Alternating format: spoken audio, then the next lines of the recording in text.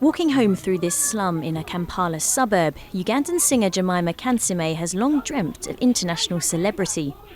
In recent months, her wish was granted, but not for her musical ability. Kansiime goes by the stage name Panadol wa Basaja, meaning medicine for men.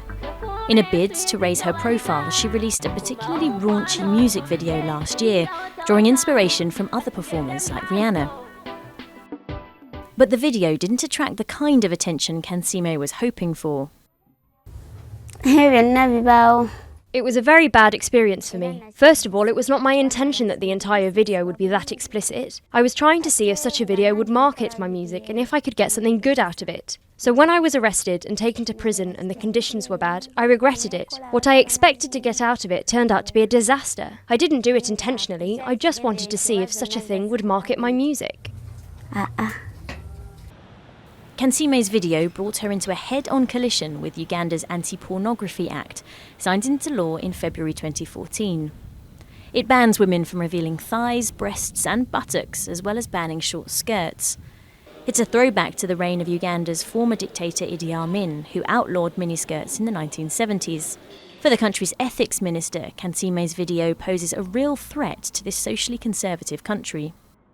We have acted so on this particular person. One, because she's above age, and she was doing that in her sound senses.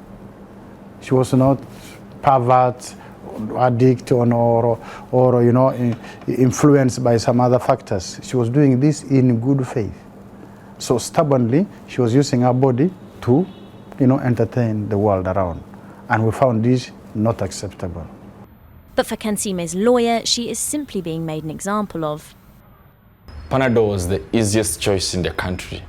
She comes from a rural and poor background. She lives in one of the worst slums in the country.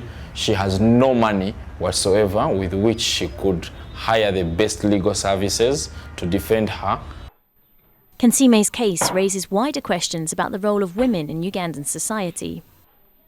The anti-pornography law targets the most vulnerable women. It does not target the MPs who passed this law, who themselves drive in Land Cruisers and shop together with their families in fancy shopping malls. It targets the woman who shops downtown, where the vigilante groups are, the woman who uses public transport, the poor, vulnerable woman. The law was initially met by protests, and Amnesty International has called for it to be repealed. In the meantime, Kansiime continues to make music. Her latest muse is youth unemployment. ActionAid says 62% of young people in Uganda are out of work, and added pressure on Kansiime and others like her to make a living any way they can.